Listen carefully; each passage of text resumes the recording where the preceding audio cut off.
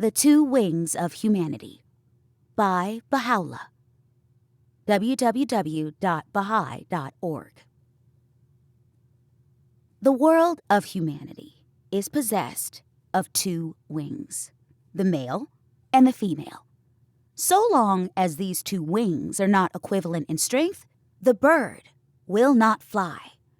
Until womankind reaches the same degree as man, until she enjoys the same arena of activity, extraordinary attainment for humanity will not be realized. Humanity cannot wing its way to heights of real attainment. When the two wings become equivalent in strength, enjoying the same prerogatives, the flight of man will be exceedingly lofty. Therefore, woman must receive the same education as man and all inequality adjusted. Thus, imbued with the same virtues as man, rising through all the degrees of human attainment, women will become the peers of men. And until this equality is established, true progress for the human race will not be facilitated. The evident reasons underlying this are as follows. Women, by nature, oppose war. She is an advocate of peace. Children are reared and brought up by the mothers who give them the first principles of education and labor assiduously in their behalf.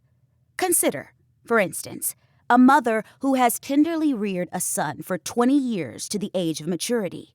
Surely she will not consent to having that son torn asunder and killed in the field of battle. Therefore, as woman advances, war will cease. American Woman by Lynn Petronella, 2002. They came before us on wagons and trains, across mountains and prairies on all kinds of terrains, through winter, fall, spring, and summer days, with white men and Indians pioneering American ways, seeking land and freedom from places before, following where no one had gone, seeking more.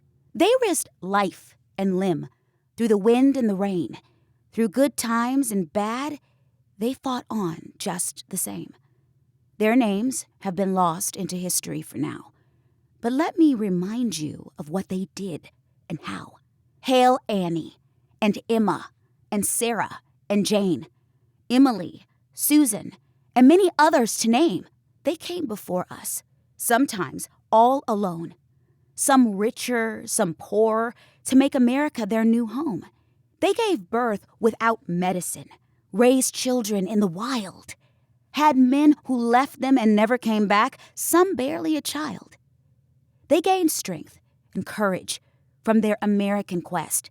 From New York City to the City of Angels, they did their remarkable best. Off into the wilderness, no road to follow or cross, they went off on pure faith. Their freedom was boss. Native plants, animals, and people too made their adventure a difficult one in search of something new. They looked for land, gold, fur skins, and more. Never knew what was coming around that next bend, behind that other door. Sometimes it was bloody and deadly, this game that they played. But their thirst for their freedom was something God gave. To pursue with their courage and faith this new land, to tame it and love it, it was His holy plan. For God had given America His beauty from above, had adorned her with mountains, animals, and people with His love. So with guns by their side and horses to tame, they rode across the prairie with God's vision in their heads, to own land and till it, to raise children free, to taste the fruits of their labors as God intended it to be, away from a king who had taken his toll. They pushed on through the woods and night with guts and with soul.